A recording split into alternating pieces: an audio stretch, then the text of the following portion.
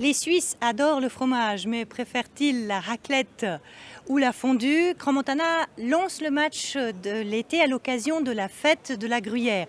Nous avons plongé dans le Caclon le fribourgeois Fabien Valélian et mis derrière le four à raclette le valaisan Stéphane Robir. Fabien Valélian, pourquoi la fondue est plus conviviale? Alors la fondue est beaucoup plus conviviale que la raclette parce qu'on mange tous dans le même Caclon.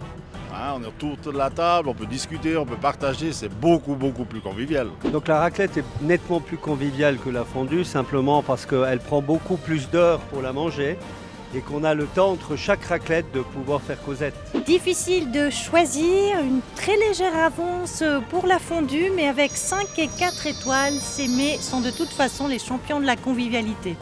En quoi la fondue est plus facile à réussir? Alors c'est beaucoup plus facile que la raclette parce que tout le monde est capable de faire la fondue.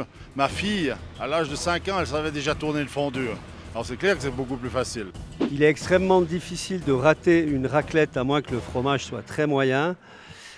Simplement parce qu'il n'y a qu'une seule sorte de fromage dans une raclette, alors que dans une fondue, c'est un mélange de plusieurs fromages. On l'aura compris, la raclette, tout comme la fondue, c'est avant tout une question de coup de main et ça, on peut l'apprendre facilement. Enfin, plus ou moins. La raclette refait son avantage par rapport à la fondue. Sur quel plan la fondue est plus folklorique? Alors la fondue, on va dire que la fondue est fribourgeoise, que la raclette est valaisanne. Et de par notre folklore, les armaillis, les alpages, la chanson Lieu au bal, Rang des vaches, c'est clair que c'est un folklore qui est beaucoup plus dense que la raclette. J'ai rarement vu une fondue faite au feu de bois, alors que la raclette, on peut la faire soit au fourneau, soit au feu de bois. À la troisième question, nous en sommes avec un très léger avantage pour la fondue. Comment la fondue est plus facile à digérer? Alors ça reste bien sûr du fromage, mais c'est clair que la fondue, on mange gentiment, c'est beaucoup plus facile à digérer. Et après, c'est ce qu'on va aussi manger avec. Maintenant, on peut manger avec des légumes, des fruits, un tout petit peu de pain complet, et ça, c'est plus digeste.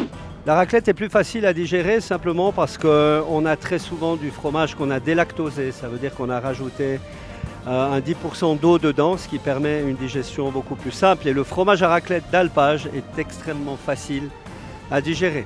Les mets au fromage peuvent parfois demander une longue digestion. Les conseils de tous nos spécialistes, ne pas prévoir d'activité trop fatigante juste après, une petite sieste ou alors encore mieux, une promenade digestive. C'est la question qui départagera notre vainqueur, celle du goût et des saveurs. C'est donc le moment pour les défenseurs de la raclette et de la fondue d'avancer leurs meilleurs arguments.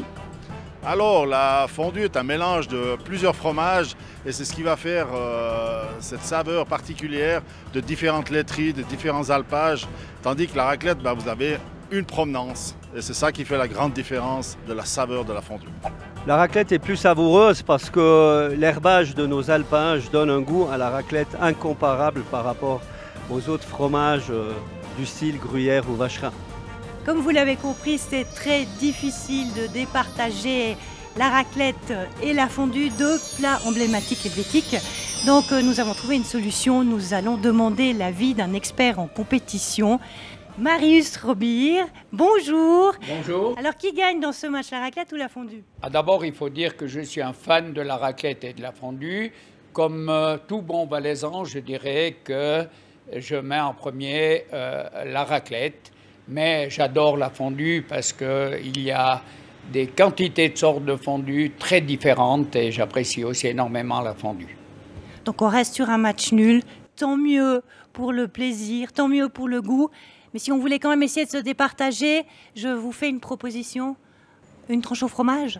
Alors une tranche au fromage, absolument d'accord avec vous, mais encore une nouvelle fois, il faut savoir quel fromage on met sur la tranche. Et surtout, éviter de mettre beaucoup de piment sur le fromage qui enlève le goût de tous ces fromages, surtout d'alpage, qui sont absolument excellents. Merci à vous trois et bonne dégustation. Merci. Merci.